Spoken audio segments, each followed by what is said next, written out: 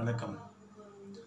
முன்னொரு காலத்தில் கிரேக்க நாட்டில் அவலட்சணமாக கந்தல் உடையுடன் ஒருவன் காட்டில் மாடுகளை மேய்த்து கொண்டிருந்தான். அவன் புல்லாங்குழலில் இசைப்பது வழக்கம்.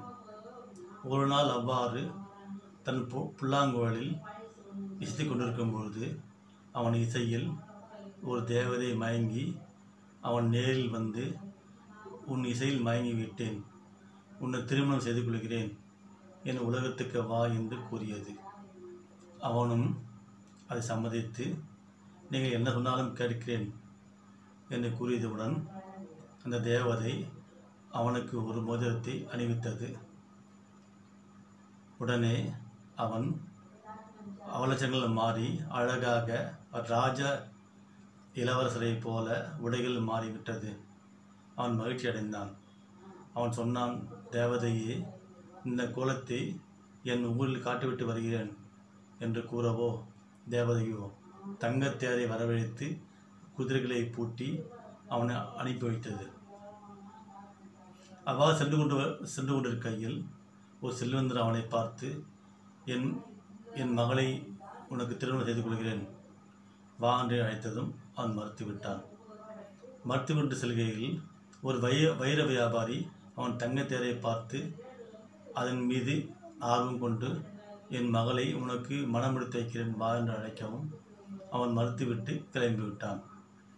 செல்லும் வழியில் அரண்மனையில் இளவரசி ஒருவர் மாடியின் மேல் அமர்ந்து பார்க்க, இவன் அழகில் மயங்கி அரசரிடம் சொல்லி இவனை வரவழைத்தாள். எனக்கு இருக்கிறது ஒரே பெண், இந்த நாட்டையே உனக்கு அளிக்கிறேன், என் மகளை மணந்து கொள் என்று கூற அவனோ மறுத்துவிட்டான். ஏன் என்று கேட்க, நான் ஒருவரிடம் வாக்கு கொடுத்து விட்டேன், அதனால் இந்த நாடோ இந்த அரச பதவி எனக்கு வேண்டாம், நான் செல்கிறேன் என்று நன்றியுடன் திரும்பி அந்த தேவதையை மணந்து கொண்டு தேவதை சென்று விட்டான். நம்ம நாட்டில் நம்ம ஊரில் ஒருத்தர் அப்படி தான். அந்த ஊரில் நிறைய படித்தவர் ஒருத்தர் இருந்தார். அவருக்கு நிறைய ஆசை, பெண் அழகாக இருக்க வேண்டும், கூந்தல் நீளமாக இருக்க வேண்டும், மூக்கு கூராக இருக்க வேண்டும் என்று பல நிபந்தனைகளை விதித்தார். அவ்வாறே தேடி சென்று பெண்களை தேடி பார்த்து கொண்டே வந்தார். தேடுகிறார் தேடிக்கொண்டே இருந்தார்.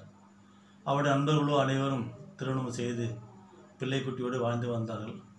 இவனுக்கு ஒரு சலிப்பு ஏற்பட்டதால் ஏதாவது ஒரு பெண் கிடைத்தால் போதும் என்று ஒரு பெண்ணை பார்த்து ஒரு வழியாக திருமணம் செய்து கொண்டு வந்தார். முதலிரவு அன்று கேட்கும்பொழுது மணப்பொண்ணு கூறுகிறாள், நான் இன்னும் வயதுக்கு வரவில்லை.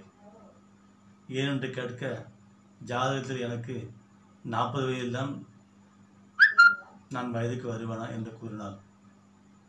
பாருங்கள் நீங்களே. நன்றி, வணக்கம்.